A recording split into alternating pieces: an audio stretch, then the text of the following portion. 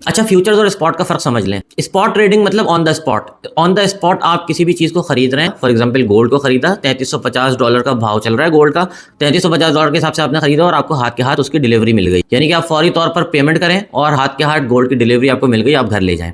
ये है spot trading. दूसरी चीज है फ्यूचर्स। फ्यूचर्स का रेट हमेशा स्पॉट प्राइस से ऊपर होता है, यानी कि तकरीबन कोई गोल्ड के अंदर $40-50 का नॉर्मली फर्क चलता है, जो कि फ्यूचर्स प्राइस के अंदर होता है। इसी तरीके से बिटकॉइन होगा तो उसके अंदर भी फ्यूचर्स का प्राइस ऊपर होगा, या अगर ऑयल आप ले रहे हैं तो भी उसका प्राइस ऊपर होता है। फ्यूचर्स आमतौर पर रिस्क मैनेजमेंट के लिए या हेजिंग के लिए यूज किया जाता है, और उसके अंदर एक डेट मुअय्यना होती है। फॉर एग्जाम्पल आज मैंने तय कर लिया कि भाई 15 दिन के बाद की डिलीवरी है, या 10 दिन के बाद की डिलीवरी है, या अगर फॉर एग्जाम्पल 1 महीने के बाद की डिलीवरी है, तो आज की प्राइस मैंने तय कर ली भाई 3370 अगर रेट चल रहा है गोल्ड के स्पॉट प्राइस का, तो 3420 जो है फॉर एग्जाम्पल मैंने फ्यूचर्स के ऊपर आपको तय कर लिया। अब जब ये तय हो गया ना, तो सेलर आपको इस प्राइस के ऊपर देगा। अब 1 महीने के बाद 3420 की जगह बेशक प्राइस 3500 हो, बेशक प्राइस $200 और ऊपर हो, या $400 नीचे हो, तो इससे कोई फर्क नहीं पड़ता, जो आपकी प्राइस तय है उसके ऊपर आपको मिलेगा। लेकिन एक बात ज़हन के अंदर रखें कि ये जो स्पॉट और फ्यूचर्स है ना, ये प्राइस और कॉन्ट्रैक्ट का डिफरेंस है। एक चीज वो है जो हाथ के हाथ डिलीवरी के ऊपर जो प्राइसिंग मिल रही है मुझे, और एक चीज वो है जो अगर मैं फ्यूचर्स का कोई कॉन्ट्रैक्ट करूं तो उसके ऊपर मुझे डिलीवरी डेट के ऊपर जो प्राइस मिलेगी वो आज मैं तय करूं। तो ये डिफरेंस हो गया। एक और चीज होती है, उसको कहते हैं CFDs। CFDs मतलब कॉन्ट्रैक्ट फॉर डिफरेंस। ये स्पॉट में भी चलती है और फ्यूचर्स के अंदर भी चलती है।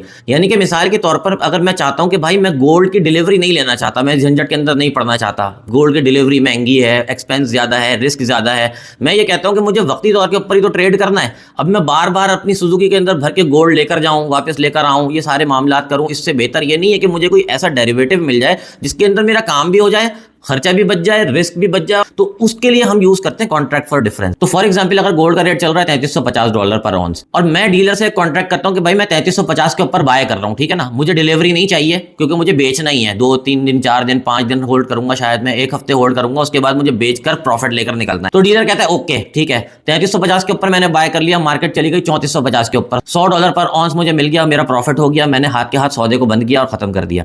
ये है CFDs, जिसके अंदर पहले से पता होता है कि डिलीवरेबल नहीं है, ये डेरिवेटिव है, और इसके अंदर काम सिर्फ ये है कि भाई बंदा सौदा खरीदेगा, सौदा बेचेगा, अपना प्राइस डिफरेंस लेगा और निकलेगा। ये जो CFDs है ना, ये बाइनेंस के ऊपर क्रिप्टो के अंदर भी चलते हैं। आपने देखा होगा कि बिटकॉइन एक क्वार्टरली है और एक बिटकॉइन परपेचुअल है।